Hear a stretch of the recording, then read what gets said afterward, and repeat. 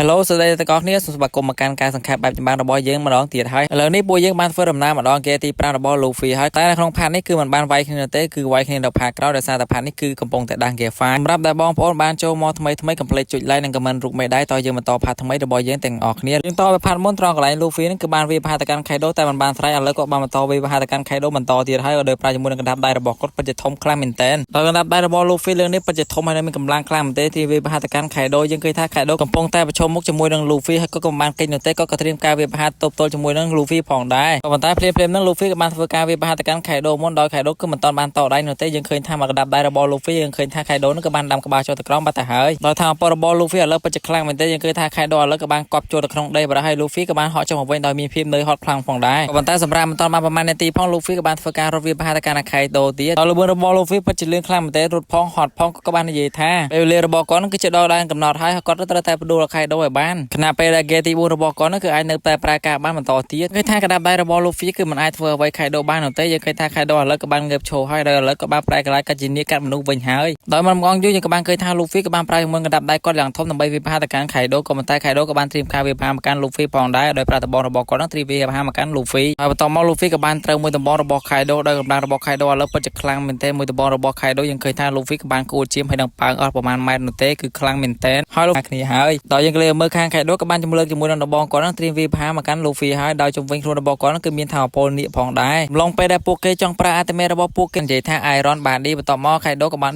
นดาร์กบาลูฟี่มันตะบอมันดังท่าตะยังหน้าหนุ่มเต้คือคลังเหม็นเต้ต่อไปนั่นคือเจกรมซีพีสมุยดังการประกวดนี้เราเวียงไคโดจมูกดังโอดังการเป็นเหลืองมนหอยเรื่องนี้ก็โดยนี้จมูกดังเหลืองมนผ่องได้โดยซาตามีกรมซีพีสโรนั่งมาช่วยคว้าให้ก้อนปัจจุบันเป็นจัดจมูกดังกรมซีพีโรจะคลังยังเคยท่ามวยตะบอระบอกไคโดมันดังท่าลูฟี่ก็เตยเชียงหน้าหนุ่มเต้มาแล้วยังมาต่อกับไลน์ลูฟี่ปงแต่สล็อปให้ก็กบาลได้จมูกดังเกตีปราระบอกก้อนยังเคยท่าการดังเกตีปราระบอกก้อนนั่งปัจจุบันคลังเหมือนเต้นยังเลยเมื่อไว้ชมเวงครูระบอกก้อนนั่นคือบ้านต้นด้วยกระสู้บาดหายก็กบาลในใจปรับแต่การครูไหนท่าเติมมีเอาไว้นั่นการล้างจมูกก้อนให้ต่อมากับบ้านเคยท่าลูฟี่กับบ้านประกายกันโดยกำปงแต่จักรบ้านจังไอดังท่ากบาลไอหนุ่มเต้ให้ก็กบาลในใจแต่การครูไหนท่าเติมก่อนนั่นคือไอในแต่มันต่อโชว์บ้านมันต่อติดบ้านหรือเต้ให้ลูฟี่ก็ในแต่มันต่อออกมาแก้มในไอหนังไอยังเคยท่ากำปงแต่เซอร์ไปแต่ไหนก็กบาลในเยี่ยมอย่างมีเพื่อนสบายใจครั้งเหมือนเต้ก็มาในใจท่าก็กบาลใจการประกวดก็กบาลสมัยปีการไคโดไว้ก็ได้บ้านดูก็เรื่องบ้านใจหนังไอต่อมาก็กบาลในเยี่ยมก็กบาลในใจท่าขยมปัจจุสบายใจครั้งเหมือนเต้สังเกตมือนี้ปัจจุสบายใจครั้งนะไฮอาโกเนี่ยปอเพ่งกับบ้านในใจท่าตานี่ก็จะจอยบอยเหมือนเต้ไฮยามันต้องบ้านท่าลูฟี่ไหมเนี่ยไปยังก็เลยเมื่อข้างลูฟี่แล้วก็ปัจจุสบายใจครั้งเหมือนเต้สไลด์พ้องให้ดังเป็นใจจมูกในทางปอรันเต้ปัญจนังไอก็แต่สไลด์มาว่าคือดมได้คือที่ออเลยไงกินก้อนหนังไอไฮโนชมเวงโครบอกก็คือมีทางปอซอยก็เนแต่มันต่อสายอย่างสบายใจหนังไอไฮลูฟี่ก็เนแต่มันต่อในใจท่าเวียปัจจุสบายใจครั้งนั้นใจปดาสายปดาให้กับบ้านเป็นใจจมูกในทางปอคือดมช่วยเป็นอ้อเนี่ยกรอนกับบ้านดังผ่องได้ฐานนั่นคือจีนักเกนั่นก็จีลูฟี่เวียมันตอนบ้านสลับโนเต้ให้โปเกมปัจจุบันการสบายใจครั้งเหมือนเต้แต่ดังทางลูฟี่นั่นคือมันตอนแอะแตะยังเลยเมื่อข้างลูฟี่เวียแล้วก็วันใจจมูกในทางปอกรนี่สันโทสันเทิงบ้านแต่หายให้ทางปรบอกรนั่นเมื่อเต้ปัจจุบันเหมือนเต้กรอสไลมาว่างถวยไม่อะไรนั่นคือสลับบ้านหายให้ต่อมาลูฟี่กับบ้านเห็นเยอะอย่างมีพิบชื่อเจ้าครั้งเหมือนเต้มันเอาชื่อเจ้าไม่จอยบอยยังเลยเมื่อข้างตาชาต่างปรามนี่เกกับพงในใจแต่โตจมูกนั่งพลายเชอร์บอลลูฟี่บานซีถ้าพลายเชอร์นั่งวิจารณ์ครั้งเหมือนเต้สำหรับโปเกได้ลูฟี่บานซีประเภทระบอเวกคือมีแต่คอให้โมเดลระบอเวกนั่นคือเชียนิกาไอเกตแต่ในใจเฮาเวท่าคือเชียซันกอดหนึ่งไอไอเกกับบ้านใจปราบยังเดินท่าไปพลายเชอร์นั่นคือบ้านเอาไว้แคนดิงเตอร์เวียนั่นคือมีเท้าโปลเอาเนี่ยปลานั่นคือเรียนการระบอโปเกนั่นคือเตอร์ชิกาสู้ต่างอ้อให้มีเท้าโปคลังจมูกให้นั่งฟรีดอมผ่องได้คือมีพีรีคลังเหมือนเต้นยังเคยท่าแล้วลูฟี่ปัจจุบันการสบายใจจมูกนั่งเรียนการทำไมระบอกอดเหมือนเต้นยังเคยท่าคือปัจจุบันคลังนะโอเคนั่งไอวิดโอมีแต่ปะปะนั่งไอวิดโอตีมันจอบให้จมูกนั่งการดาเกียตีปลาระบอลูฟี่ให้ยังนั่งมันต่อจมูกนั่งพาทำไมลูฟี่เอ็กซ์คีจมูกนั่งไคโดโดยปลาจมูกนั่งเกียปีกาต่อตึงรงใจแบ่งยั่วเลยยังมันฝึกการมาดอจมูกนั่งเกียไฟเอ็กซ์คีจมูกนั่งไคโดให้สำหรับบอลนาได้มาทำไมกับเพลงหน้าช่วยซับสไครป์ขย่มมันเนี่ยมวยพองก็โดยเฉพาะมันเลยในขังกรองบ้านต่อการเอาไปผ่านม้วนมันต่อปีไคโดไว้ลูฟี่บิงว่ามันดังหาเตะดังมาปีคางนาเตะช่วยสังครูลูฟี่บ้านได้มวยดังเกียตีปลาระบอกกอดยังเคยท่าลูฟี่อะไรคือมันโดยลูฟี่ปีมอนโนเตะคือตะปายยังมอนเตะยังเคยท่าคือประกันมันเนี่ยไออาเลียโลคลั่งเหม็นเต้นกดกับบ้านรถเลยยังสบายจัดคลั่งเหม็นเต้นดาวไว้จงเวงครูระบอกก่อนนั่นคือการพลัดโดตัวตามเจระบอกก็แต่งอ๋อคือการเจกสูออลิงมาตาหายมันต่อปีบ้านรถเลยมวยเพลย์อะไรยังกับบ้านเคยท่าลูฟี่กับบ้านประชมมกจมวยนั่งเปรียจานให้กับบ้านยิ้มด่าเปรียจานผ่องได้โดยทางปรบอกก่อนชนะก็มีไอเฟิร์สกับบ้านไฟมาว่ามันใช่ทางปรบอกก่อนนั่งปีพาตการดมทมยังเคยท่าดมทมเรากินจงเวงครูก่อนนั่นกับบ้านใบคลิกที่ออลิงมาตาหายโดยสารทางปรบอกก็คือคลังเป๊ะปันนั่งมาชมอย่างงมรมช่วยดอจอนกรอมที่ดอตังกะแลไข่โดกำปงแต่เนื้อผ่องได้ยังก็เลยมาการลูฟี่แล้วก็กับบ้านเหาะตะเลิงไม่บาตาหายให้เนี่ยกรอมครองปัจจุบันครับเนี่ย ញាប់អើមែនតើដោយពួកគេគឺមិនដឹងថាធំជួយនឹងមកពីថាពលណាគេនោះឡើយយើងលេមើលខាង Luffy ឥឡូវក៏បានប្រតិបត្តិការជាមួយនឹងផែនការរបស់គាត់ហើយដោយគាត់ក៏បានសោកជាមួយនឹងដៃរបស់គាត់ឡើងប្រព័ន្ធណានៃមិនដឹងថាគាត់នឹងគឺមានកម្រងធ្វើអ្វីនោះទេហើយ Kaido ក៏បាននិយាយថាតើវាមានអ្វីខុសប្រកក្តីតើហាគីស្ដាយហ្នឹងគឺជារបស់អ្នកណាហើយវាមកពីណាបន្ទាប់មកក៏បានក្លែងមើលទៅខាងលើឥឡូវយើងក្លែងមើលខាង Luffy វិញគាត់ក៏បានប្រែជាមួយនឹងហ្គេទី3របស់គាត់បំផោងដៃធំខ្លាំងមែនទែនដើម្បីវាប្រហារមកកាន់ Kaido ហើយ Kaido កំពុងតែស្រឡឹងមើលទៅកាន់ Luffy ហើយ Kaido ក៏បាននិយាយថាតើវាមានអ្វីនៅលើដបូលអើយបន្ទាប់មកយើងក៏បានឃើញថាគាត់ក៏បានក្លែងមើលទៅក៏បានឃើញជាមួយនឹង Luffy កំពុងតែវាប្រហារមកកាន់គាត់នឹងឯងដោយដៃរបស់ Luffy គឺធំខ្លាំងមែនទែនហើយបន្ទាប់មក Luffy ក៏បានចម្បែក Kaido បន្ទាប់មក Kaido ក៏មានការតតស្លុតជាមួយនឹង Luffy ផងដែរបន្ទាប់មក Luffy ក៏មិនចាំយូរក៏បានទាញ Kaido នេះចេញពីលើមកក្រោមចេញពីក្រោមមកលើច្រឡំដោយការទាញ Kaido លើកនេះយើងក៏បានឃើញថាមានមនុស្សម្នាជាច្រើនដែលបានភ្ញាក់ផ្អើលជាមួយនឹង Luffy មិនដឹងថានឹងគឺជានរណាគេនោះទេហើយអ្វីបានធំយ៉ាងនេះបន្ទាប់មកពួកគេក៏បាននិយាយថាតើនឹងគឺជា Luffy មែនតើនឹងគឺជា Luffy មែនឡើងពេញតែនឹងឯងយើងលេងមើលខាង Luffy វិញបន្ទាប់ពីគាត់បានទាញ Kaido មកខាងលើហើយគាត់ពិតជាមានការសប្បាយចិត្តខ្លាំងមែនទែនបន្ទាប់មកក៏បានលោតចុះលោតឡើងនៅលើខ្លួនរបស់ Kaido បន្ទាប់មកក៏បានបបោជាមួយនឹងខ្លួនឯងដែលគាត់បាននិយាយថាសាច់ដុំបន្ទាប់ពី Luffy បបោសាច់ដុំដូចជាទូកផ្លែហើយក៏បានធ្វើការយកសាច់ដុំរបស់គាត់ទៅមកកដាមុខ Kaido ម៉ាំងធ្វើ Kaido នឹងក៏បានប៉ើងតែដងពេញតែនឹងឯងហើយ Kaido បើមិនតាន់បានប្រមាណនាទីផងយើងក៏បានឃើញថា Luffy ក៏បានមកចាប់ខ្លួនរបស់គាត់នឹងគឺបានបបោទៅឆ្វេងបបោទៅស្ដាំពេញតែនឹងឯងមិនដឹងថាចេះក្បាច់បបោនឹងមកពីណានោះទេហើយ Luffy ក៏នៅតែបន្តបោក Kaido រហូតធ្វើឲ្យ Kaido នឹងមានការឈឺចាប់ខ្លាំងមែនទែនបើយើងក្លែងមើលខាង Kaido វិញមិនដឹងថាគាត់នឹងគឺទៅជាស្អីនោះទេបោសាមិនចំបោសាអានៀកមិនចំនេះគឺជារបស់លេងសម្រាប់ឲ្យ Luffy បោកលេងនឹងឯងយើងឃើញថា Kaido គឺមិនអាចតដៃបាននោះទេត្រឹមឲ្យ Luffy នឹងក៏បានបោកទៅឆ្វេងបោកទៅស្ដាំឡើងពេញតែនឹងឯងការបោករបស់ Luffy មិនដឹងថាប្រមាណនាទីទេដោយគាត់នឹងគឺពិតជាសប្បាយខ្លាំងមែនទែនដែលបានបោករបស់ Kaido បន្ទាប់មកក៏បានបោក Kaido លើកចុងក្រោយធ្វើឲ្យ Kaido នឹងគឺខ្ទេចខ្ទីអស់លេងនឹងឯងមិនដឹងថា Kaido គឺទៅជាយ៉ាងណានោះទេបន្ទាប់ពីបោក Kaido ហើយយើងក៏បានឃើញថា Luffy ក៏បានសែកលេងយ៉ាងសប្បាយចិត្តខ្លាំងមែនទែនបើយើងក៏លេងមើលខាង Kaido វិញឥឡូវក៏បានពោកក្បាលហើយ Luffy ក៏មិនចាំយូរក៏បានធ្វើការសែកទៅកាន់ Kaido យ៉ាងមានភាពធឿជាក់ខ្លាំងមែនទែននិយាយរួមទៅគឺសប្បាយខ្លាំងណាស់ដែលបានឃើញក្បាល Kaido នឹងក៏បានបែកឬក៏បានពោកនឹងឯងហើយ Kaido ក៏បានក្លែងមកមើលខាង Luffy ដោយគាត់គឺមិនទាន់ស្គាល់ Luffy ច្បាស់នោះទេមិនដឹងថាហ្នឹងគឺមកពីណានោះឡើយមើលចុះមើលឡើងក៏បានចេញចម្លើយនៅក្នុងខួរក្បាលថាចំ Luffy តែចំអានេះអត់តន់ងាប់ឯនៅរស់ទៀតខ្លាំងមែនទែនហើយ Kaido ក៏បាននិយាយអរគុណទៅកាន់ Luffy ថា thank you តែយូរមិនងាប់នៅតែបន្តប្រយោគគ្នាជាមួយខ្ញុំទៀតបន្តមក Kaido ក៏បានបញ្ចេញជាមួយនឹងថាអពភ្លើងរបស់គាត់ចេញពីមាត់របស់គាត់ទីវាបហាទៅកាន់ Luffy ហើយ Luffy ក៏បានប្រកាន់សប្បាយខ្លាំងមែនទែនដោយសប្បាយបន្តមកប្រហែលវិនាទីផង Luffy ក៏បានក្លែងមើលទៅកាន់ថាអពរបស់ Kaido បន្តមកក៏បាននិយាយថាស្អីគេបន្តមក Luffy ក៏បានដាក់មេប្រូចដែលភ័យខ្លាចខ្លាំងមែនទែននិយាយរួមទៅគឺភ័យខ្លាចលក្ខណៈបែបសប្បាយហើយ Kaido ក៏បានព្រុសជាមួយនឹងថាអពភ្លើងរបស់គាត់ដើម្បីវាបហាមកកាន់ Luffy ហើយយើងឃើញថា Luffy កំពុងតែរត់គេចអំពីថាអពរបស់ Kaido នឹងឯងតពី Luffy បានរត់គេចខ្លួនអស់មួយផ្លែឥឡូវគាត់ក៏បានប្រើជាមួយនឹង IQ របស់គាត់ហើយដោយសារតែឥឡូវគាត់ឆ្លាតមែនទែនបន្តមកក៏បានលើកជាមួយនឹងដុំថ្មហ្នឹងដើម្បីទប់ទល់ជាមួយនឹងថាអពវាបហារបស់ Kaido ធ្វើឲ្យថាអពវាបហារបស់ Kaido ហ្នឹងក៏បានឡងទៅត្រូវខ្លួនឯងគឺផ្ទុះទាំងហើយផ្សែងចុកខ្មៅគ្រីចពេញទៅនឹងឯងហើយ Luffy ក៏តែបន្តសៃសប្បាយចិត្តខ្លាំងមែនទែនហើយយើងឃើញថា Kaido ឥឡូវកំពុងតែខ្លាចគេបាននិយាយអំពីអសរនេះអសរនោះអញ្ញាខ្លាំងមែនទែនអសរហ្នឹងរួមចូលគ្នាគឺ Gear ទី5នឹងឯងយើងលេងមើលខាង Luffy ថ្មីនេះគឺវាតប៉ាខ្លាំងជាងមុនខ្លាំងមែនទែនដោយសារតែវាគិតតែពីសៃគ្មានធ្វើអ្វីទាំងអស់សៃទាំងសប្បាយចិត្តខ្លាំងណាស់ឥឡូវ Kaido ក៏បានងើបមកវិញហើយ Luffy កំពុងតែសៃជាមួយនឹង Kaido ជាខ្លាំងមិនដឹងថាគាត់សៃប្រមាណនាទីដើម្បីគ្រប់ឲ្យគាត់ឈប់សៃនោះទេហើយ Kaido ក៏បានងាកមកមើល Luffy ក៏បាននិយាយថាខ្ញុំពិតជាសូមទោសឯងខ្លាំងមែនទែនដែលខ្ញុំបានធ្វើអំពើថោកទាបនៅពេលដែលខ្ញុំគឺយកគ្នាជាមួយនឹងឯងពេលដែលកំពុងតែប្រយុទ្ធគ្នាយើងឃើញថាគាត់ក៏បានសម័យអំពីអាការដែលក្រុម CP0 មកចាប់ Luffy ឲ្យ Kaido បានវាយឥឡូវហ្នឹង Kaido វាយដោយមិនអស់ចិត្តនោះទេដោយសារតែគាត់ហ្នឹងគឺមិនចង់ឈ្នះ Luffy បែបហ្នឹងនោះឡើយគាត់ក៏បាននិយាយថាខ្ញុំគឺមិនចង់ឈ្នះឯងនោះទេអញ្ចឹងនោះបើយើងលេងមើលខាង Luffy គាត់ពិតជាមានការសើចសប្បាយខ្លាំងមែនទែនហើយដុំថ្មគៀងគាត់ហ្នឹងក៏បានលោតហក់តាមគាត់បាត់ទៅហើយគាត់ក៏បាននិយាយថា no problem បន្តមក Luffy ក៏បាននិយាយថាតោះយើងចាប់ផ្ដើមបន្តទៀតឬក៏សងសឹកគ្នាទៅវិញទៅមកដងឯងហើយ Luffy ក៏បាននឹកឃើញដល់ការគាត់ហ្នឹងប្រយុទ្ធគ្នាជាមួយ Kaido ឡើងមុនបន្តមក Kaido ក៏បានញញឹមនឹងសប្បាយចិត្តខ្លាំងមែនទែនហើយក៏មិនចាំពេលយូរ Luffy ក៏បានហក់ចុះមកក្រោមដើម្បីរត់វាផាទៅកាន់ Kaido ដោយដុំថ្មគៀងគាត់ហ្នឹងឥឡូវគឺទន់វិជ្ជាទៀតផងហើយពួកគេទាំងពីរក៏បានឈោមើលមកគ្នាទៅវិញទៅមកនឹងឯងឥឡូវយើងក៏លេង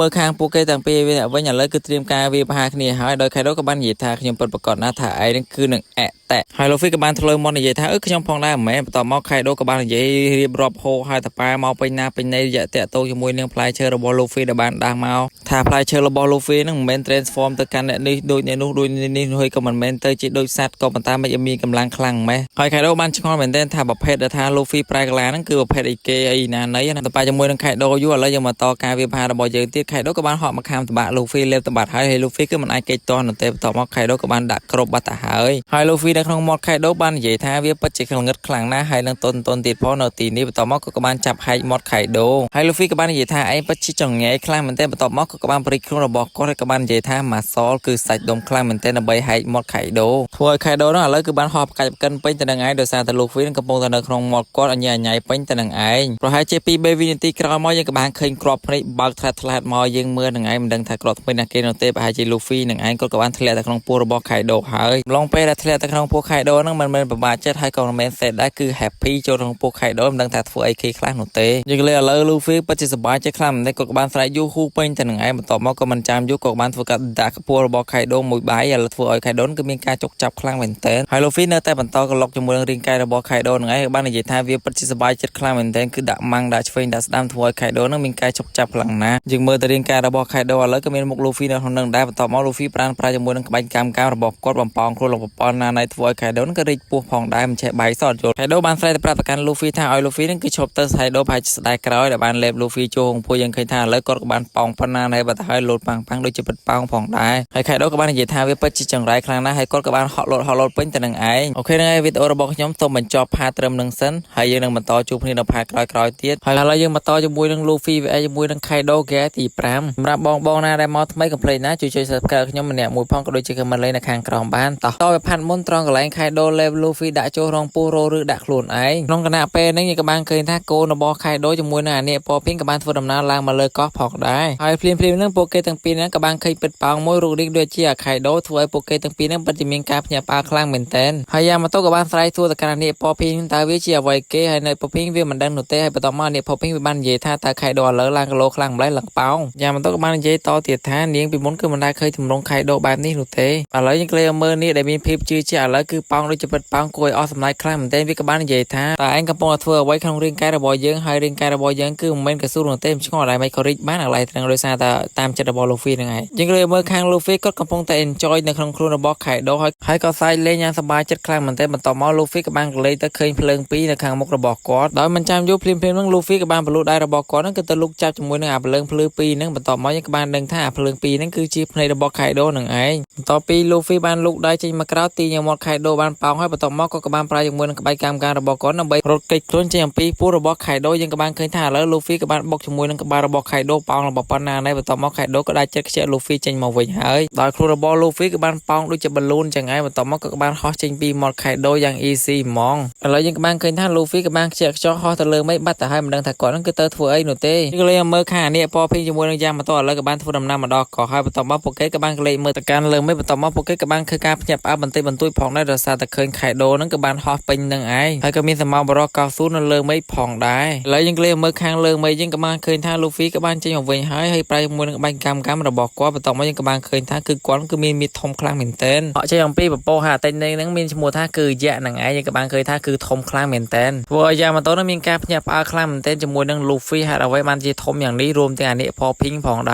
រភ្លាមហ្នឹងពួកគេក៏មិនចាំយូរពួកគេក៏ពីរហ្នឹងក៏បានធ្វើការបើកវាប្រហាគ្នាដោយលូហ្វីក៏បានយកជើងរបស់គាត់ដើម្បីធាក់ខៃដូក៏ប៉ុន្តែខៃដូក៏បានគេចផុតបន្ទាប់មកខៃដូក៏បានធ្វើការហក់មកខាំស្មារបស់លូហ្វីធ្វើឲ្យលូហ្វីក៏មានការឈឺចាប់បន្តិចបន្តួចផងដែរឥឡូវយើងលេងមើលខាងយ៉ាងម៉ូតូនេះពិតជាឆ្ងល់ខ្លាំងមែនទែនថាអាយៈហ្នឹងជាណាគេហេតុអ្វីមានសម្លេងដូចជាលូហ្វីអញ្ចឹងតើវាគឺជា plastic របស់គាត់ម្ដងទៀតហើយដើម្បីព្រុសភ្លើងដាក់ទៅកាន់លូហ្វីយើងអំពើភ្លើងរបស់ខៃដូវាប្រហាទៅកាន់លូហ្វីយើងឃើញថាគឺខ្លាំងមែនទែនធ្វើឲ្យលូហ្វីនឹងមិនដឹងថាប៉ើងអស់ប្រមាណម៉ែត្រនោះទេគឺខ្មៅគ្រីចបាត់ទៅហើយលូហ្វីបន្ទាប់ពីត្រូវរំខានពលរបស់ខៃដូវាប្រហាយើងក៏បានឃើញថាគាត់ក៏គ្មានត្រូវរបួសអីបន្តិចនោះទេគាត់ក៏បានធ្វើការវាប្រហាទៅកាន់ខៃដូបន្តទៀតដោយមានភាពរីករាយខ្លាំងមែនទែនដោយមិនចាំយូរលូហ្វីក៏បានធ្វើការដាក់មេប្រូចយ៉ាងលឿនដើម្បីវាប្រហាទៅកាន់ខៃដូនឹងឯងដោយរមើលរបស់លូហ្វីពិតជាលឿនខ្លាំងមែនទែនយើងក៏បានឃើញថាគឺរត់លើខ្យល់នឹងឯងបន្តមកយើងឃើញខៃដូកំពុងតែរងចាំលូហ្វីបន្តមកយើងក៏បានឃើញថាខៃដូក៏បានក្បត់ជាមួយនឹងកតុយរបស់គាត់បន្តិចសោះយើងក៏បានឃើញថាគឺរំកើដល់ជាន់ក្រោមអ្នកជាន់ក្រោមពិតជាមានការភ្ញាក់ផ្អើលខ្លាំងមែនទែនតបមកខៃដូក៏បានស្រែកថាហេមួយចម្បាំងបន្ទាប់យើងក៏បានឃើញថាលូហ្វីក៏បានធ្វើដំណើរមកវាប្រហាខៃដូគឺលឿនខ្លាំងមែនទែនដោយបាល់មួយនឹងក្បាច់កម្មរបស់គាត់បើយើងលេងមើលខាងខៃដូក៏បានប្រើជាមួយក្បាច់សាហាវរបស់គាត់ដែរមានឈ្មោះថា Conqueror of Three Worlds បន្ទាប់មកពួកគេក៏បានប៉ះទង្គិចគ្នាហើយដោយជាមួយនឹងក្បាច់ខ្លាំងរបស់ពួកគេនឹងឯងយើងក៏បានឃើញថាគឺមានរន្ទះបាញ់ពេញទៅនឹងឯងហើយពួកគេក៏បានធ្វើការម៉ាត់គ្នានឹងឯងប្រហែលនាទីក្រោយមកយើងក៏បានឃើញថាអ្នកនៅជាន់ក្រោមកំពុងតែស្លើមើលទៅកាន់ធម្មពលនឹងមិនទៅវាខ្លាំងយ៉ាងនេះហើយយើងក៏បានឃើញថាគឺមានក្បាលធំមួយគឺបានផ្ទុះចេញពីលើមកក្រោមវិញនោះគឺជាក្បាលរបស់លូហ្វីនឹងឯងធ្វើឲ្យអ្នកជាន់ក្រោមនឹងក៏បានបើកភ្នែកលៀនថ្លែពេញទៅនឹងឯងហើយលូហ្វីក៏បាននិយាយថាអូឈឺខ្លាំងណាស់ធ្វើឲ្យអ្នកទាំងអស់គ្នានឹងគឺយើងមើលទៅគឺថ្លែអស់រលីងបាត់ទៅហើយមនុស្សក្នុងហ្នឹងមិនដឹងថាប្រឡឹងចេញទៅណាអស់នោះទេដល់គ្នាភ័យស្រែកអឡូឡាពេញទាំងឯងបន្តមកណាមីក៏បានសួរថាតើហ្នឹងគឺជាលូហ្វីមែនហើយអ្វីបានវាធំយ៉ាងនេះបន្តមកយើងក៏បានច្អល់ទៅកាន់ក្បាលរបស់លូហ្វីបន្តមកលូហ្វីក៏បានខំប្រឹងដកក្បាលរបស់គាត់ដើម្បី ទៅវិញនឹងឯងបន្ទាប់ពី Luffy បានដកក្បាលរបស់គាត់បានយើងក៏បានឃើញថាគាត់គឺបានអស់ជាមួយនឹងធម្មពលរបស់ឯងយើងក៏លើមើលខាង Luffy ឥឡូវគាត់ពិតជាទ្រង់ទ្រាយខ្លាំងហើយពោកក្បាលហើយស្រែកអុយអុយឈឺថែមទៀតតមក Luffy ក៏បានក្រោកអង្គុយប្រឈមមុខជាមួយនឹង Kaido ហើយ Kaido ក៏បាននិយាយថាវាគួរឲ្យចាប់អារម្មណ៍ខ្លាំងមែនតើដែលឯងហ្នឹងក៏បាន show យើងមើលទៅឯងពិតជាដល់ដែនកំណត់ហើយមែនទេហើយ Kaido នៅតែបន្តនិយាយឌឺទៅកាន់ Luffy ទៀតថាឯងហ្នឹងគឺមិនអាចផ្ដួលយើងបាននោះទេយើងក៏លើមើលខាង Luffy គាត់ពិតជាមានការគ្រឹះជាមួយនឹង Kaido ជាខ្លាំងក៏អស់កម្លាំងហើយហត់ជាខ្លាំងមិនដឹងថាមានកម្លាំងហ្នឹងទៅវាយប្រហារទៅកាន់ Kaido បន្តទៀតទេក៏បានស្រែកឲ្យ Kaido ហ្នឹងគឺបិទមាត់ទៅបន្ទាប់មកយើងក៏បាននិយាយឌឺទៅកាន់ Kaido ថា limit របស់ខ្ញុំគឺមិនតន់អស់នោះទេនិយាយរួមទៅដែនកំណត់គឺមិនតន់អស់នោះទេហើយយើងក៏បានឃើញ Luffy ឥឡូវបានប្រែទៅតាចាស់ហើយស្គមគ្មានកម្លាំងកំហែងនោះទេហើយលៀនដាត្រឡល់បាត់ទៅហើយមិនដឹងថាយកអ្វីទៅវាយតជាមួយនឹង Kaido បន្តទៀតនោះទេអូខេហ្នឹងហើយថ្ងៃនេះបច្ចុប្បន្នសូរីទៅកាន់អ្នកទាំងអស់គ្នាមែនដោយសារតែវីដេអូហ្នឹងគឺបានខ្លីមែនតើមូលហេតុនោះគឺដោយសារតែភ្លើងគឺវាដាច់ញឹកខ្លាំងណាស់តើខាងអ្នកទាំងអស់គ្នានឹងមានដាច់ភ្លើងអត់បើដាច់ភ្លើងក៏មិនប្រាប់ខ្ញុំម្នាក់មួយផងហើយសម្រាប់បងណាមកថ្មីកុំភ្លេចណាជួយចុច Subscribe ខ្ញុំម្នាក់មួយផងក៏ដូចជា comment លេខនៅខាងក្រោមដើម្បីកំសាន្តជាមួយខ្ញុំបានតែថ្ងៃនេះយើងមកធ្វើការបន្តជាមួយនឹងផាតរបស់យើងបន្តទៀតរវាង Luffy Gear ទី 5 VX នេះជាមួយនឹង Kaido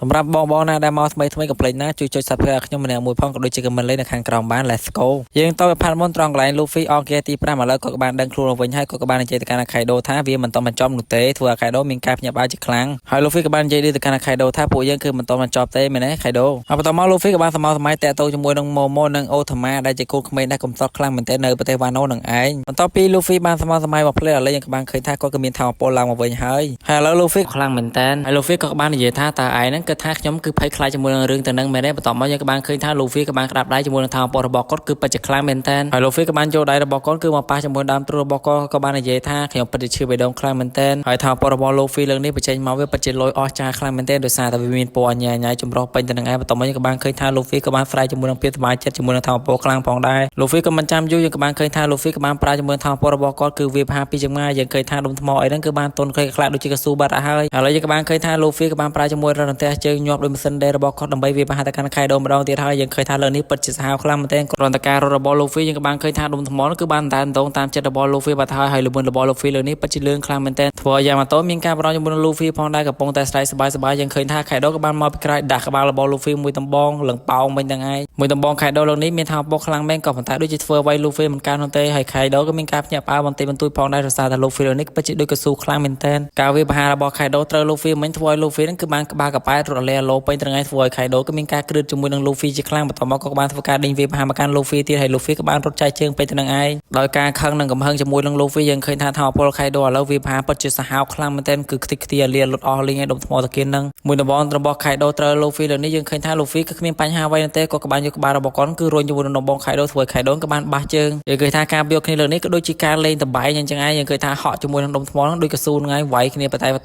ពេញទៅនឹងឯង Luffy ពិតជាមានការសប្បាយចិត្តខ្លាំងយើងលើមើលខាង Kaido ឥឡូវគាត់ពិតជាមានការពិបាកវាប្រហារទៅកាន់ Luffy ណាដោយសារតែ Luffy ឥឡូវគឺខ្លាំងមែនទែនហើយ Kaido ក៏បានកត់សម្គាល់ថា Luffy ឥឡូវពិតជាចម្លែកខ្លាំងមែនទែនតាំងពីគាត់ហ្នឹងក៏បានប្រែកន្លែងទៅជារាងកាយពណ៌សនឹងមកយើងឃើញថា Luffy ពិតជាមានរបឿនខ្លាំងមែនទែនព្រោះ Kaido លើនេះពិតជាមានការភ្ញាក់ផ្អើលជាមួយនឹងសមត្ថភាពថ្មីរបស់ Luffy មែនទែនធ្វើឲ្យគាត់ហ្នឹងគឺគ្រឹះជាមួយ Luffy ខ្លាំងណាស់ហើយ Luffy ក៏បានឲ្យ Kaido ហ្នឹងរត់ដេញតាមគាត់ឲ្យលឿនមកហើយ Kaido ក៏ដូចចិត្ត Luffy ទៅក៏បានដេញវាប្រហារ Luffy ឡើងរត់ប៉ាណាប៉ាណីពេញទាំងបើយើងមើលខាង Kaido ក៏ពិតជាមានការពិបាកវាប្រហារទៅកាន់ Luffy ណា Luffy ក៏បាននិយាយថាការវាប្រហាររបស់ Kaido វាពិតជាគួរឲ្យចាប់អារម្មណ៍ខ្លាំងដែរបន្ទាប់មក Luffy ក៏បានប្រើជាមួយនឹងក្បាច់កម្មរបស់គាត់ប៉ុន្តែលើកនេះក៏បានធ្វើការយូរដុំថ្មហ្នឹងបានវាប្រហារមកកាន់ Kaido ធ្វើឲ្យ Kaido ពិតជាមានការពិបាកទប់ទល់ជាមួយ Luffy ខ្លាំងមែនទែនយើងឃើញថា Kaido ឥឡូវបានត្រូវការវាប្រហាររបស់ Luffy ឡើងប៉ើងប៉ាណាប៉ាណីនឹងឯងយើងឃើញថាគឺពិតជាពិបាកទប់ទល់ជាមួយ Luffy ខ្លាំងមែនទែនហើយ Kaido ក៏បាននិយាយថាតើការវាប្រហារនេះខ្ញុំពិតជាលេងជាមួយនឹងកូនក្មេងខ្លាំងមែនទេតមក Kaido ក៏បានលើកដំបងក្រៀមទៅកាន់ Luffy បន្ទាប់មក Luffy ក៏មិនចាំយូរក៏បានធ្វើការវាប្រហារមកកាន់ Kaido ដោយការវាប្រហាររបស់ពួកគេទាំងពីរនេះលើនេះដូចជាការវាប្រហារលើកចុងក្រោយនឹងឯងយើងក៏មើលខាង Luffy ក៏បានប្រើជាមួយនឹងល្បឿនរបស់គាត់គឺលឿនខ្លាំងមែនទែនដើម្បីវាប្រហារមកកាន់ Luffy ហើយក៏បានប្រើជាមួយនឹងក្បាច់កម្មរបស់គាត់គឺវល់ដូចជាហាលនឹងឯងដើម្បីវាប្រហារមកកាន់ Kaido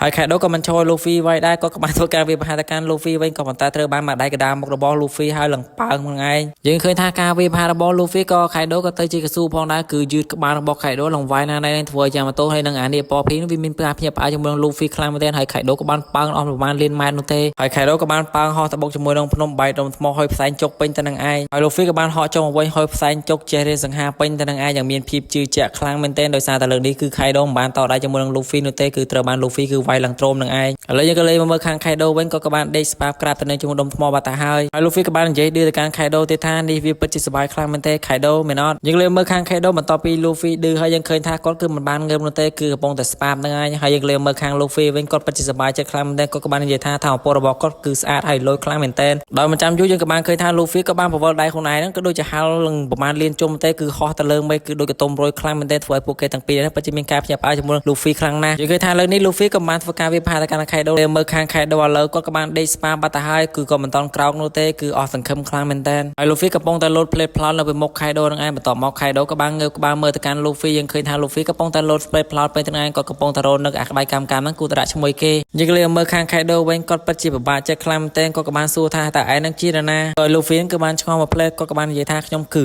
គ្រាន់តែ Luffy និយាយបានប៉ុណ្្នឹងយើងក៏លេងមើលខាងដំរីនេះវាបាននិយាយថាអារីកាយប៉សហ្នឹងវាជាខ្សែស្រឡាយរបស់ Joy Boy ឬក៏ខ្សែចង្វាក់ Joy Boy ហ្នឹងឯងហើយដំរីនេះបានបន្តនិយាយទៅថា Hey Joy Boy តើអ្នកហ្នឹងគឺនៅទីនេះមែនទេខ្ញុំពិតជាមានអារម្មណ៍ថាគឺរំភើបខ្លាំងមែនទែនហើយដំរីនេះបានបន្តនិយាយទៅថាទាំងនេះគឺដូចជាអារម្មណ៍វាសនាអញ្ចឹងឯងខ្ញុំគឺមិនអាចជួយពឹងពាក់ទៅលើឯងបាននោះទេហើយបន្តមក Luffy ក៏បាននិយាយប្រាប់ទៅកាន់ Kaido ថាតើខ្ញុំជានរណាខ្ញុំគឺជា Monkey D Luffy ខ្ញុំនឹងផ្ដួលឯងអា Kaido ហើយខ្ញុំនឹងក្លាយទៅជាស្ដេចចៅសមុទ្រអូខេហើយវីដេអូហ្នឹងហើយមុនចូលដល់វីដេអូសម្រាប់បងដែលមកថ្មីកុំភ្លេចណាជួយចុច Subscribe ខ្ញុំម្នាក់មួយផងក៏ដូចជា comment លេខនៅខាងក្រោមបានតោះយើងចូលវីដេអូរបស់យើងទាំងអស់គ្នាយើងតទៅផាត់មុនត្រង់កន្លែង Luffy បានប្រាប់ទៅកាន់ Kaido ថាគាត់ចង់ក្លាយជាស្ដេចចៅសមុទ្របន្តមកពួកគេទាំងពីរក៏បានឈរឆ្លោះគ្នាដោយសារតែ Kaido បាននិយាយថា Luffy ក៏បានបំផ្លាញវិញ្ញាណគាត់ខ្ទេចខ្ទីអស់បាត់ទៅហើយតបពីឆ្លោះគ្នាអស់មួយប្រោយយើងក៏បានឃើញថា Kaido ក៏បានបញ្ចេញជាមួយនឹងថាមពលរបស់គាត់គឺត្រៀមវាប្រហារទៅកាន់ Luffy ហើយ Luffy ក៏បានបញ្ចេញថាមពលរបស់គាត់គឺត្រៀមវាប្រហារទៅកាន់ Kaido ផងដែរឥឡូវពួកគេទាំងពីរកំពុងតែប្រឈមមុខដាក់គ្នាបន្តមក Kaido ក៏បាននិយាយប៊ូលូទៅកាន់ Luffy ថាឯងគឺចាញ់ម្ដងហើយក៏ចាញ់ម្ដងទៀតដែរបន្តមកគាត់បានប៊ូលូទៅកាន់ Luffy គឺច្រើនខ្លាំងមែនទែនដោយមិនចង់រងចាំពេកយូរយើងក៏បានឃើញថា Kaido ក៏បានហក់ទៅវាប្រហារ Luffy ដោយបើកឆាកមុនហើយ Luffy ក៏បានធ្វើការវាប្រហារជាមួយនឹង Kaido ដែរក៏ប៉ុន្តែលើនេះយើងក៏បានឃើញថា Kaido ក៏បានប្រើជាមួយនឹងក្បាច់គាត់លើនេះពិតជាសាហាវខ្លាំងមែនទែនវាប្រហារមកកាន់ Luffy ឡើងញាប់ដូចម៉ាស៊ីននឹងឯងបើយើងក៏លេងមើលខាង Luffy វិញឥឡូវក៏ដូចផ្លែតារ៉ែនបាត់ទៅហើយឡើងកពេងកប៉ោងតាមផ្លែដំបងយក្សរបស់ Kaido នឹងឯង Luffy ដោយមិនឲ្យ Kaido វាយយូរក៏បានប្រើជាមួយនឹងក្បាច់គាត់ក៏បានវាប្រហារមកកាន់ Kaido វិញខ្ញុំដឹងថាក្បាច់ស្អីនោះទេឃើញថាដៃអញ្ញាញ៉ៃវាយទៅកាន់ Kaido ឡើងប្រសាយពេញទៅនឹងឯងដោយការវាប្រហារ Luffy លើកនេះមកកាន់ Kaido យើងឃើញថា Kaido គឺមិនអាចតដៃបានទេបានត្រឹមឈរធ្វើច្បាប់សាក់ឲ្យ Luffy វាយឡើងពេញទៅនឹងឯងយើងឃើញថាឡើងប៉ើងបន្តមក Luffy ក៏បាននិយាយឌឺថាតើវាមិនដែរបន្តមក Luffy ក៏បានដេកធ្វើមិនដឹងយើងក៏លេងមើលខាង Kaido វិញគាត់ពិតជាមានការនឿយហត់ផងដែរនឹងត្រូវរបួសបន្តិចបន្តួចផងដែរឥឡូវយើងមកតកន្លែងថ្មីដោយសារតែខ្ញុំនឹងគឺបានកាត់ចោលអស់មួយនាទីបាត់ហើយដូចយើងតមកជាមួយនឹងឈុតថ្មីយើងឃើញថាពួកគេទាំងពីរនេះនៅតែបន្តប្រយុទ្ធគ្នាដដែលយើងក៏លេងមើលខាង Luffy ក៏បានប្រើជាមួយនឹងក្បាច់កម្មការរបស់គាត់ដើម្បីបបងជង្គង់ដើម្បីឡើងទៅកាន់ Kaido ក៏ប៉ុន្តែភ្លាមនោះ Kaido ក៏បានយករបស់គាត់គឺវាប្រហារមកកាន់ Luffy គឺត្រូវកណ្ដាលកឡើងប៉ើងមិនដឹងអស់ថាប្រមាណម៉ែត្រនោះទេយើងឃើញថាគឺអណ្ដែតដងវែងឆ្ងាយខ្លាំងមែនទេក៏ប៉ុន្តែ Luffy គឺគ្មានបញ្ហាអ្វីទាំងអស់ Luffy ក៏បានប្រើដៃកស៊ូរបស់គាត់នោះគឺតោងក្នុងបន្ទាប់មកក៏បានធ្វើការយកជើងរបស់គាត់នោះទៅធាក់កណ្ដាលពុតរបស់ Kaido ធ្វើឲ្យ Kaido គឺមិនដឹងថាប៉ើងប្រមាណម៉ែត្រនោះទេប៉ុណ្ណឹង Luffy ក៏មិនតន់ឈប់នោះទេក៏បានប្រើជាមួយនឹងក្បាច់របស់គាត់គឺចាប់ Kaido កវល់កវែងញ៉ៃពេញទៅនឹងឯងបន្ទាប់មកក៏បានសុត Kaido ម្ដាយធ្វើឲ្យ Kaido ក៏បានប៉ើងធ្លាក់ទៅក្រោមបាត់ទៅហើយគឺកប់ដីពេញទៅនឹងឯងបន្ទាប់មក Kaido ក៏បានហក់លោតញ៉ៃពេញទៅនឹងឯងដោយឆ្ងល់ជាមួយនឹង Luffy ពិតជាញ៉ៃខ្លាំងមែនទែនដោយចាប់ map របស់ Luffy បានយើងឃើញថា Kaido ក៏បានប្រើជាមួយនឹងមាត់របស់គាត់ដើម្បីព្រុសភ្លើងវាប្រហារទៅកាន់ Luffy យើងឃើញថា Luffy ឥឡូវគឺបានខ្មៅដូចជាខ្ជុងប៉ាងអស់មិនដឹងថាប្រមាណម៉ែត្រនោះទេប៉ុន្តែភ្លាមនឹង Luffy ក៏បានចាប់រន្ទះដើម្បីជំនួយការប្រយុទ្ធវាប្រហារទៅកាន់ Kaido វិញភ្លាមនឹង Kaido ក៏បានហក់ជាមួយនឹងរបឿនលឿនមែនទែនដើម្បីវាប្រហារទៅកាន់ Luffy ហើយ Luffy ក៏មិនចាំយូរក៏បានប្រើជាមួយនឹងរបឿនលឿនដូចរន្ទះគឺបានប៉ះគ្នាពេញទៅនឹងឯងជាមួយរដ្ឋាភិបាលដ៏ខ្លាំងលើកនេះពួកគេទាំងពីរក៏បានធ្វើការរុញដៃគ្នាទៅវិញទៅមកនឹងឯងដោយ Luffy ក៏រុញមកឆ្នះ Kaido ក៏បានប៉ើងគឺឆ្ងាយគ្រាន់បើដែរក៏ប៉ុន្តែឃើញថា Luffy គឺគ្មានបញ្ហាអ្វីទាំងអស់គ្រាន់តែអណ្ដែតដងបន្តិចបន្តួចនឹងឯងបន្ទាប់មក Luffy ក៏បាននឹកឃើញជាមួយនឹងផែនការអ្វីមិនដឹងនោះទេ Luffy ក៏បានយកដៃរបស់កូនគឺទៅចាប់រន្ទះកវីកវ៉ាញ៉ៃពេញទៅនឹងបន្ទាប់មកក៏យករន្ទះហ្នឹងគឺបាញ់វាប្រហារទៅកាន់ Kaido ដោយ Kaido ឥឡូវកំពុងតែរត់វាប្រហារមកកាន់គាត់នឹងឯងយើងឃើញថាថាពលរន្ទះរបស់ Luffy បាញ់ទៅកាន់ Kaido ពិតជាខ្លាំងមែនតើធ្វើឲ្យ Kaido នៅក្រោមហ្នឹងគឺដាក់មេប្រូចនឹងឯងគឺរត់ផងកិច្ចផងញ៉ៃពេញទៅនឹងឯងដោយសារតែថាពលរបស់ Luffy ពិតជាសាហាវខ្លាំងឥឡូវយើងលេងមើលខាង Luffy គាត់ពិតជាមានការរីករាយខ្លាំងមែនតើបន្ទាប់មក Kaido ក៏បាននិយាយថាតើអានេះវាអាចធ្វើអ្វីនៅជុំវិញខ្លួនគាត់ហ្នឹងគឺចង់ទៅតាមអំពើចិត្តរបស់វាមែនទេបន្ទាប់មកយើងក៏បានឃើញថា Kaido មកហក់មកវាប្រហារ Luffy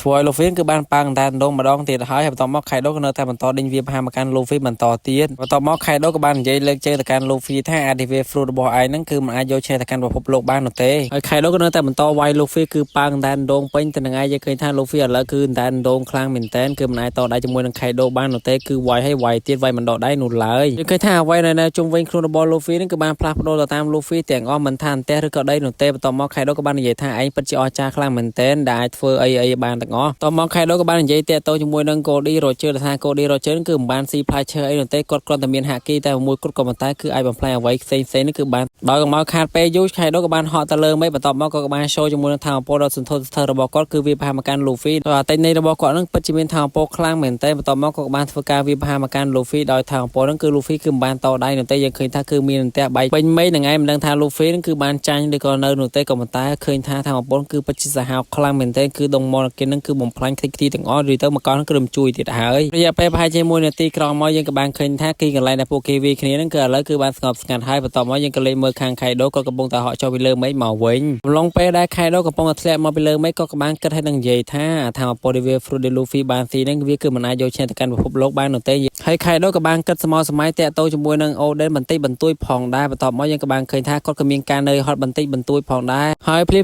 เรื่องไข่โดกับบ้านสปรายจมวยได้ลูฟี่กับปงแต่จับตุ้งระบอกก็คือตีหลังยืดหนึ่งไอ้มันดังทางลูฟี่คือเนินหน้าหนุ่มเตยดังทางเนินเลืองไม่คือพวกคลั่งเมนเทนให้ไข่โดกับบ้านสู้กันลูฟี่ท่าให้ไอ้ถ้วยเก็บต่อมายังกับบ้านเคยท่าลูฟี่กับบ้านตีนไข่โดหลังเลือดคลั่งเมนเทนหน้าไปได้ลูฟี่กับปงกับตีนครูนไข่โดนั่งไข่โดกับบ้านไอ้ลูฟี่นั่นคือเลนกับเตอร์ต่อมาก็กับบ้านปลาครูนระบอกก้อนไอ้เตอร์จีเนียต่อมาก็บ้านปลายมวยนั่นเตนในเดโมเลชันการระบอกก้อนคือบ้านวิพาตะกันลูฟี่ติดหายบ่ายยังเลยเมื่อครั้งลูฟี่ก็มีปัญหาไว้หนุ่มเต้ก็กระปงแต่สบายจัดคลั่งเหมือนเต้ยังเลยเมื่อครั้งไข่โดก็เป็นจิกรือไอ้ลูฟี่นั่นคือจงมาเลื่อนมาต่อมาก็กับบ้านปลายจมูกนั่งบ้านเพลินระบอกก้อนเอาไปวิพาตะกันลูฟี่บรรทายตีโดยการวิพาระบอกไข่โดเรื่องนี้ยังเคยท่าลูฟี่กับบ้านเตอร์เป็นแบบแต่มาดองประดาวโดยสารแต่ลูฟี่คือบ้านกินเต้หลังเมาคลิปปัตตาหายกำลังไปนั่งลูฟี่กับบ้านสมอสมัยเตะโตจมูกนั่งบององก็ถึงอ้อยยืมเต้คือตะมัดแพะก็ถึงอ้อยไงต่อมาก็กับบ้านปลายหลายคนระบอกก้อนก็เตอจิตซอเว้นวัยไข่โดก็บินการพยาบาลบันตีบรรทุยผ่องได้ยังเลยเมื่อครั้งไข่โดก็กระปงแบบเมื่อเตอร์เลยไม่มันทางเลยไม่นั่นคือมีระบายการล้างหนุ่มเต้ยืมก็คือมีโกลอนติงตุ้งไปถึงไงต่อมายังกับบ้านเคยท่าลูฟี่กับบ้านก็มาเว้นหายยังเคยท่าเรื่องนี้เวียปัจจุบันธรรมดาแต่ยังเคยท่าคือมีไดลูฟี่คือทมคลั่งเหมือนเต้นยืมเต้ไข่โดคือตุยย่อยแต่มาดอโดยสารแต่ไข่ไดลูฟี่นึงมันดังทางสอบออกชอบประมาณหนุ่มเต้ยังเคยท่ากระดับได้คือทมคลั่งเหมือนเต้นทวอยนั่นกินนั่นกรอกเคยยังคือมีการพยาบาลคลั่งเหมือนเต้นโอเคเนี่ยเอาเนี่ยยมส่งมาจอบวิดีโอนั่งเปิมนั่งสั้นเติมกับไลน์ลูฟี่คือเตรียมโยกระดับได้ทองระบอกก็คือมาตรการไข่โดตาวิดีโอกรอยวิจัยชนะสมดาวเนี่ยจุดเพลย์ช่วยซับสไครป์กับเดจิคอมเมนต์เลยในข้างกลางบ้านไฮไลท์มาเพื่อการบรรทอนจะบ้านเราเวียนลูฟี่ปากในจำนวนไข่โดมนโจดวิดีโอสำหรับบองดานามอทำไมกับเพลย์นะช่วยซับสไครป์ขยมเนี่ยมวยพ่อก็ดูคอมเมนต์เลยในข้างกลางบ้านก็มาซีเปเวเลยุต่อยังโจวิดีโอระบอกยังแต่งออกเนี่ยยังต่อแบบพันมนตรองไลน์ลูฟี่โยกันดับได้ระบอกก็หลอดทบปนนานในลำใบวิพามาการไข่โดยังเมื่อตะกระดับได้นั่นคือทมจิงก็ต่อตีคณะไปได้ลูฟี่ทีวีพามาการไข่โดก็กบาลสไลปราตกันโมได้เจียเนี่ยพอพีนึงเอากระเจชไงเตอร์หอยอวกรนั่งเตอร์พองยังเลยเมื่อข่าเนี่ยพอพิงวิกบาลสไลปราตกันลูฟี่ท่ากลมตอนเฟื่อยลูฟี่ต่อมาลูฟี่ท่าเฟื่อแบบนั้นคือเตอร์หรือเขาเนี่ยพอพิงท่าเนี่ยพอพิงกับบ้านเจปราตกันลูฟี่ท่ากลมตอนเฟื่อไว้ซอรัวกรทั้งเวบานฮอสเจ็ดดอตีกรงหายยังเลยเมื่อข่าเนี่ยพอพิงกับบางเลยเมื่อเตือนตีกรงเวมีอารมณ์ท่าคือเพียบอาคลังเหมือนเต้นเจต้มคือภัยคลายคลังนะเขาเวบานเจปราบหุ่นไอท่าตาเวียนั่นคือไอตีอย่างกรทั้งเอาชงายปีตีกรงบานโรบิบนะยังเลยเมื่อข้างไข่โดจมูกนั่งลูฟี่ไว้ยังเคยท่าลูฟี่กันเนอแต่มันต่อตีนก็ระบอกไข่โดเตี้ยแล้วลูฟี่ปัจจุบันการสบายจัดจิครั้งมาต่อมายังกับบางเคยท่ากันดับได้ระบอกลูฟี่คือฮอจัดดอกไข่โดให้ลูฟี่ปัจจุบันการสบายจัดครั้งเหมือนเต้นให้ลูฟี่กับบางสไลปราตกันไข่โดท่าดอกสไลปัญหาแต่งนี้ให้ต่อมายังกับบางเคยท่าโปเกตั้งปีนั่นคือบางประชมมุกดักนี้โดยจองฟีใส่ฮอตชิมหนังไอมายังมาเมื่อข้างไข่โดกับบางในยีท่าขยมตัวยกระดับได้ระบอกไอโจเมาต่อมายังกับบางเคยท่าไข่โดกับบางประจันจมูกทางโปเพลระบอกก้อนเลิกนี่คือสินโทสเธอครั้งเหมือนเต้นดอกได้ลูฟี่ทวยลูฟี่คือเดินเละได้สไลใจเป็นแต่หนังไอดาลูฟี่กับบางสไลท์โง่ท่าวิกระดาวคลังเหม็นเต้ต่อมาไข่โดกับบางเจบูรูตกันลูฟี่ท่าไอนี่คือมันไอตีขยมเหมือนเต้ให้ขยมก็มันรถหน้าหนุดได้ไอไข่โดกับบางประจันจมูกทางโปเพลระบอกก้อนคือเรื่องนี้คือเป็นคนระบอกก้อนให้จงเป็นคนระบอกก้อนคือสตับเพลิงต่างอ้อยอยู่รวมแต่คือสินโทสินเธอหนังไอไข่โดกับบางสู้ตกันลูฟี่ท่าแต่ไอดังเรื่องไวออดลูฟี่ต่อมากับบางในทางการปีมเพย์ชนะมนมีนเฮโร่มันได้ก็จีเวราบรองมันนั้นตระบานโดดงบโดยซาตาเพลิงหนังไอไอเปนุ่มมออาปเต้นั้นก็ตระบานกรุบกรงบาตาหายไอไข่โดกับบางในท่าลูฟี่นั้นก็จีเวราบรองมันตอบได้ปวกเกนั้นกับบางโรงจับอริยะไปมาเพย์ชนะหายต่อมาอย่างกับบางเคยท่าไข่โดกับบางฮอตะเลิงไม่ประจันจมูกทางโปเพลิงก็คือกระหอมจันเจ้าคลั่งเหมือนเต้นหายก็กับบางประจันติในระบอกก้อนมวยได้เห่าท่าแฟลมตรากันทอดแล้วยังกับบางเคยท่าทางโประบอกไข่โดกับบางประชมมุกจมูกลูฟี่คือวิปัสสหาวคลั่งเหมือนเต้นหายไข่โดกับบางใหญ่เมืองเงยแต่การลูฟี่ท่าเติมแต่ได้สระบอกไอ้นั่นคือมันไอ้พดูยังบ้านหนูเต้ตัวใบฉีดได้ก็ยังไอ้โดนรีบ้านหนูได้ต่อมาไข่โดกับบางโชว์จมูกทางโปเพลิงระบอกก้อนคือไอ้ลูฟี่เมื่อได้ก้อนกับบางโยกตัวระบอกก้อนคือวิปหาเกาะแต่นั้นคือได้ในเกาะ មួយជាងបាត់តាំងហើយធ្វើនេះពណ៌ភេងពិតជាមានការភ័យខ្លាចមែនទែនដោយសារតែស្នាយកនឹងគឺធ្លាក់មករោវានឹងឯងដោយមិនចាំយូរយើងក៏បានឃើញថាខៃដូជាមួយនឹងលូហ្វីគឺចាប់ផ្ដើមម៉ាត់គ្នាហើយធ្វើឲ្យអ្នកនៅក្រោមពិតជាមានការភ្ញាក់ផ្អើលខ្លាំងមែនទែនបន្ទាប់មកលូហ្វីក៏បាននិយាយថាភ្លើងរបស់ខៃដូឯងហ្នឹងគឺមិនអាចដុតយើងនោះទេបន្ទាប់មកលូហ្វីក៏បានសម័យតាក់ទងជាមួយនឹងការប្រើហាគីថ្មីរបស់គាត់ដែលតាចាស់នៅប្រទេសវ៉ាណូដែលបានបរៀនគាត់ឲ្យហាគីនេះមានឈ្មោះថា Ryuo តទៅពីលូហ្វីបានប្រើហាគីនេះហើយលូហ្វីក៏បាននិយាយថាខ្ញុំនឹងគឺវាយឯងឲ្យចាញ់ខៃដូបន្ទាប់មកក៏បានធ្វើការម៉ាត់ទៅកាន់ខៃដូដោយប្រើក្បាច់កម្មហើយខៃដូក៏ទ្រីវាផាមកកាន់លូហ្វីផងដែរដោយពួកគេទាំងពីរនឹងក៏បានប្រើជាមួយនឹងក្បាច់ពួកគេរៀងៗខ្លួនបន្ទាប់មកក៏បានធ្វើការម៉ាត់គ្នានឹងឯងយើងឃើញថាគឺមានថាមពលខ្លាំងមែនតើដោយការម៉ាត់គ្នាទឹកក្បាច់ប្រុសនេះយើងក៏បានឃើញថាគឺមានថាមពលគឺបែកសាយគ្នាពេញទៅនឹងឯងធ្វើឲ្យដុំថ្មនៅគៀងហ្នឹងគឺបានខ្ទេចខ្ទីអស់លីងបាត់ទៅហើយធ្វើឲ្យយ៉ាម៉ាតូពិតជាមានការភ័យខ្លាចខ្លាំងហើយក៏បារម្ភទៅកាន់លូហ្វីផងដែរយើងក៏លេងមើលខាងខៃដូជាមួយនឹងលូហ្វីក៏បានធ្វើការម៉ាត់គ្នានឹងឯងយើងនិយាយថាថាមពលពួកគេទាំងពីរនេះពិតជាសាហាវអស្ចារ្យខ្លាំងមែនតើឥឡូវពួកគេកំពុងតែប្រើថាមពលដើម្បីរុញគ្នាទៅវិញទៅមកនឹងឯងយើងមិនដឹងថាពួកគេទាំងពីរនេះមួយណាខ្លាំងជាងមួយណានោះទេបន្ទាប់មកយើងក៏បានឃើញថាគឺរំជួយទាំងអស់អាចន់ក្រោមនឹងឯងធ្វើឲ្យអូសបរត់ចពើជើងដូក៏បានស្រែកសួរថាតើវាមានអ្វីកើតឡើងហើយយើងក៏លេងមើលខាងអ្នកប្រយុទ្ធគ្នាកំពុងតែឈោស្លើមើលទៅខាងលើនឹងឯងមិនដឹងថាមានអ្វីកើតឡើងបន្ទាប់នោះទេបន្ទាប់មកក៏បាននិយាយថាតើលូហ្វីមិនលូហ្វីមិនលូហ្វីនឹងក៏បានយកឈ្នះខៃដូហើយមែនទេបន្ទាប់មកពួកគេទាំងអស់គ្នាក៏បានស្រែកហៅទៅកាន់លូហ្វីថាលូហ្វីនឹងក៏អាចយកឈ្នះខៃដូហើយធ្វើឲ្យអ្នកទាំងអស់គ្នានៅចុងក្រោមពិតជាមានការសប្បាយចិត្តខ្លាំងមែនទែនដោយសារតែខៃដូគឺបានចាញ់ហើយនៅមួយសាច់រឿងគេមិនបានបញ្ជាក់ថាខៃដូទៅជាយ៉ាងណានោះទេគ្រាន់តែប្រជាជនទាំងអស់ហ្នឹងក៏បានស្រែកហៅឲ្យកាន់លូហ្វីហើយសាច់រឿងគេបកត្រឡប់មកនិយាយតាក់ទងជាមួយនឹងខៃដូកាលនៅពីឡោះយើងឃើញថាវាយបេក៏បានពពោះខៃដូឲ្យចូលក្រុមរកដោយសារតែខៃដូនឹងកាលនៅពីក្មេងវាពិតជាខ្លាំងមែនទែនបន្ទាប់មកព័ត៌មានក៏បានប្រកាសប្រាប់ថាខៃដូក៏បានចូលទៅក្នុងរកហើយពួកគេក៏បានសម័យយើងបានឃើញថា Big Mom ក៏នៅក្មេងក៏ខ្ជូតផងដែរយើងឃើញថាគឺពិតជាខ្ជូតខ្លាំងមែនទែនហើយយើងក៏មិនតន់ដឹងថាខៃដូទៅយ៉ាងណានោះទេបន្ទាប់ពីស្ដាប់ដៃរបស់លូហ្វីយើងដឹងត្រឹមថាឥឡូវខៃដូប្រហែលជាចាញ់ហើយដោយសារតែប្រជាជននៅប្រទេសវ៉ាណូគឺអបអរសាទរទៅកាន់លូហ្វីខ្លាំងមែនទែនហើយការប្រយុទ្ធគ្នារវាងលូហ្វីប៉ះគ្នាជាមួយនឹងខៃដូក៏ដល់ទីបញ្ចប់ហើយក៏សូមអរគុណទៅកាន់បងប្អូនជាច្រើនដែលបានទស្សនាហើយនឹងជួយ Subscribe ឲ្យខ្ញុំបានហើយខ្ញុំសង្ឃឹមថាអ្នកទាំងអស់គ្នានឹងជួយ Comment ថាតើគួរតែសង្ខេបការប្រយុទ្ធគ្នាមួយណាបន្តទៀតសម្រាប់ខៃដូបើសិនបើមានព័ត៌មានថ្មីខ្ញុំនឹង Update ជូនអ្នកទាំងអស់គ្នាជាចុងក្រោយសូមអរគុណទៅកាន់អ្នកទាំងអស់គ្នាខ្លាំងមែនទែនសម្រាប់ការមើលហើយនឹងជួយ Subscribe ឲ្យខ្ញុំ Goodbye